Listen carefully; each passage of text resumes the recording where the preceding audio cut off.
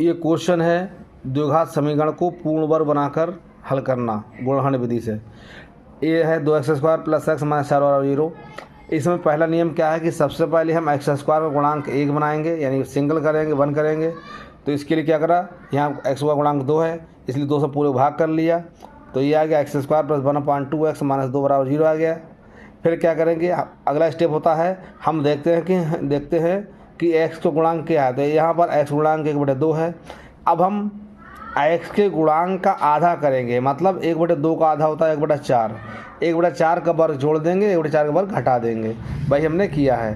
तो अब ये हो गया x² + 1/2x + 1/4 का वर्ग - 1/4 का स्क्वायर - 2 = 0। अब जब 1/4 का वर्ग जोड़ा इसमें इतना घटाया तो ये कट जाएगा, ऊपर वाली लाइन आ जाएगी, इससे कोई फर्क नहीं पड़ता है। अब इसको हम थोड़ा सा ऐसे कर लिख लेंगे, 1/2 x लिख दिया, 2 × 1/4 × x, ये ऐसे लिख दिया। अब ये a² + 2ab + b² का फॉर्म बन गया, -1/4 का वर्ग 16 - 2 = 0 लिख दिया। इसको सॉल्व कर लिया, ये आएगा 33/16 आ जाएगा, और ये a + b का होल स्क्वायर हो गया, यानी कि x + 1/4 का होल स्क्वायर हो गया।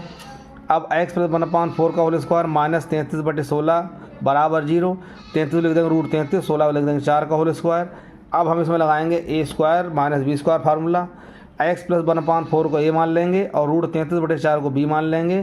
तो a² - b² का फार्मूला हमारा आएगा a + b a - b, यानी कि x + 1/4 में हम √33/4 जोड़ लेंगे, ये जोड़ लिया, और x + 1/4 में से √33/4 घटा लेंगे, बराबर 0 लिख देंगे।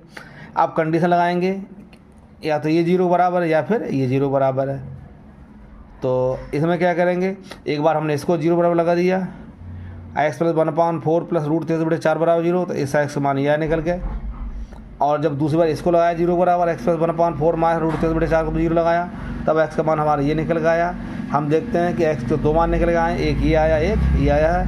ये समीकरण का हल है। तो लिख भी दिया, hence the roots of the given equation are x = -1/4 - √33/4, और दूसरी बार लिख दिया x बराबर -1/4 + √33/4। तो इस तरीके से हम देखते हैं हमारे ये 2 क्वेश्चन, मतलब पूर्ण वर्ग बनाकर द्विघात समीकरण को हल किया हमने। बहुत इंपॉर्टेंट क्वेश्चन है। द्विघात समीकरण को पूर्ण वर्ग बनाकर हल करना इस तरीके से करते हैं।